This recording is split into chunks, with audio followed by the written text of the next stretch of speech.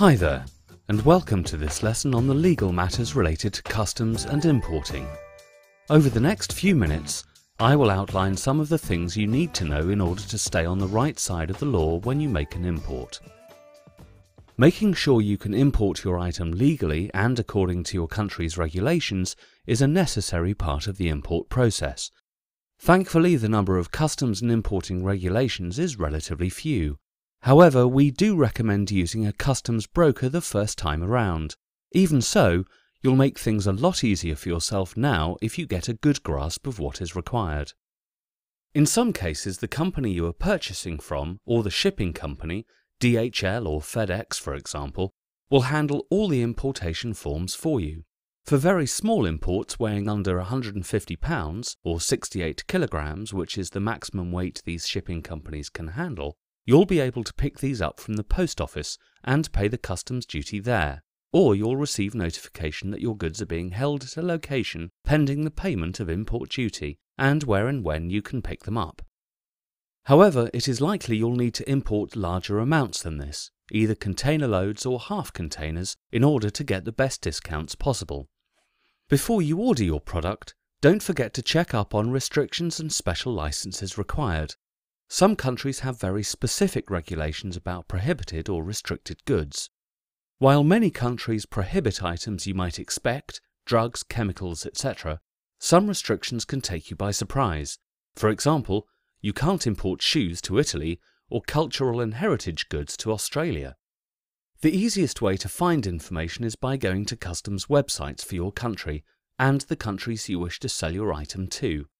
Check out those URLs on screen, and if you can't find the information you want or are unclear about the specifications, contact customs directly by phone or email. This is not something you want to take a chance on. After you've found a supplier for the product you are looking for, the next step is to negotiate a contract. You'll need to discuss the price per unit, packaging, how many items are to be loaded into each case, and shipping terms. There are a number of different shipping terms that you can negotiate. Your goal is to get the supplier to take as much of the risk on board as possible. Let's take a look at the various shipping terms now. First is Ex Works, where you are responsible for all costs once merchandise leaves the supplier's door. FOB. With FOB, the supplier pays for everything up to the point of departure, including the export charges. CIF. Cost, insurance and freight.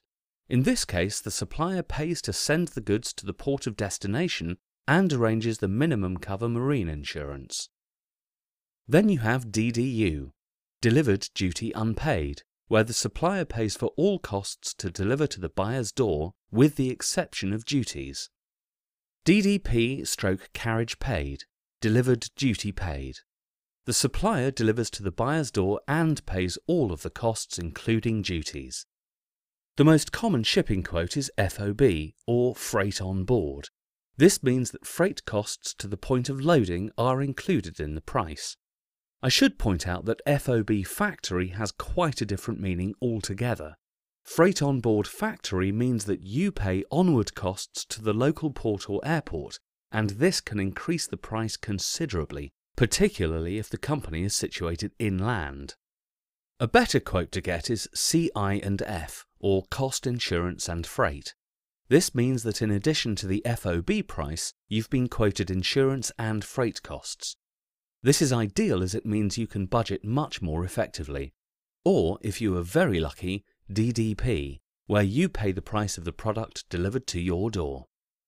The cost of your shipment will depend on the weight or volume you ship. You will either need a full container load or a lesser container load. For a full container load, the standard container sizes are 20 foot and 40 foot in length and can accommodate whatever mixture of products you choose. The shipping cost includes the use of the container, although you can buy a container if you are making very frequent purchases. If you are purchasing from one supplier, the container is taken to their premises, loaded on site, sealed and collected for onward shipment to your country. For multiple suppliers, you can arrange to have all goods delivered to your freight agent, who will load all the goods at their premises. Full container loads are the most efficient way to ship, as cost savings can be made on packaging and less labour is required. Apart from the obvious advantage of the lower freight cost, the additional export or import processing and handling and haulage costs are all more economical, as processing a full container is calculated as a single transaction. If you're not importing a full container load, then your shipment will be consolidated along with other companies' goods travelling to the same destination. The rates applied to a lesser container load are calculated by the volume your goods take up in cubic meters. Lesser container loads are not as economical as full container loads because they require more packaging and more labour loading and unloading at both ends.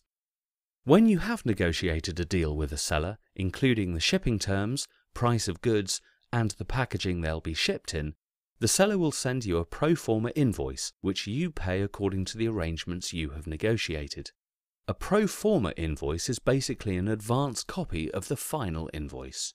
If you need to apply for a letter of credit, LC, and/or foreign exchange allocation, you will need your pro forma invoice. When the goods arrive, they will be accompanied by the commercial invoice. This invoice enables the goods to be cleared through customs. It's similar to a sales invoice, except specific details are included for export-import purposes. Remember to check that everything you want and have agreed to, and that the supplier has agreed to, is on the invoice. It's easy to think that you've arranged the payment and shipping and that all your requests have been taken into account.